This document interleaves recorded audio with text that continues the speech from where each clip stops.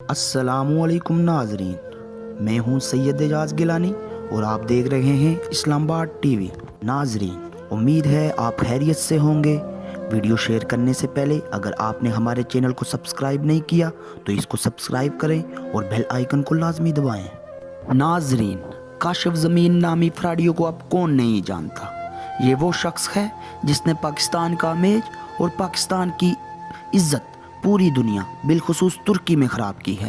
Eigen الطان المعروف Ertugrul Ghazi کے ساتھ اس شخص نے بہت بڑا فراڈ کیا ہے۔ ناظرین، آپ کو یاد ہوگا 2 ماہ قبل ایگن الطان پاکستان تشریف لائے تھے اور اسی کاشف ضمیر نامی ٹک ٹاکر نے ان کو پاکستان بلایا تھا اور چودھری گروپ انڈسٹری کے ساتھ ایک معاہدہ طے کیا تھا جس کا مالک کاشف ضمیر نامی فراڈیا ہے۔ اس شخص پر پہلے بھی پاکستان میں مختلف مقدمات درج ہیں، چوری، فراڈ، ڈکیتی جیسے مقدمات درج ہیں۔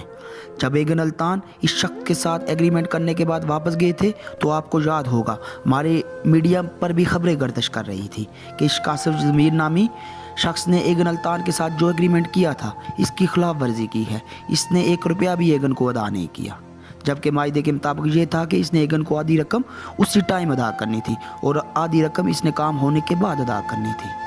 اس وقت فراڈیا کے عامی لوگ یہ کہتے تھے کہ کاشف ضمیر کو بدنام کرنے کی کوشش کی جا رہی ہے، اس کا میڈیا ٹرائل کیا جا رہا ہے۔ اس وقت کے آپ کاشف ضمیر کے انٹرویوز دیکھ لیں، وہ خود کہتا تھا کہ میں نے اگر ایگن الطان کے ساتھ کوئی فراڈ کیا ہے تو اس کی طرف سے کوئی ٹویٹ سامنے نہیں آیا یا پھر حکومت پاکستان کو میرے متعلق شکایت کرتا، لیکن ایسی کوئی بات نہیں، یہ صرف میڈیا ٹرائل ہو رہا ہے۔ میں آپ کو بتانا چاہتا ہوں کہ ایگن الطان نے کیسے اس کاشف ضمیر نامی فراڈیا کو خود بے نقاب کیا ہے۔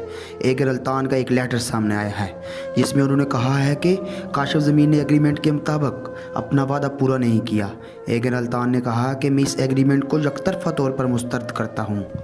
ایگن الطان نے کہا میں جب پاکستان آیا تو کاشف ضمیر اور مجھ میں ایک ایگریمنٹ پر اتفاق ہوا تھا، مگر میں جب ترکی گیا تو 1 ماہ تک خاموش رہا، لیکن اس کے باوجود مجھ سے معاہدے کی پاسداری نہیں کی گئی اور مجھے انتہائی دکھ ہوا اس بندے کے جھوٹ سے۔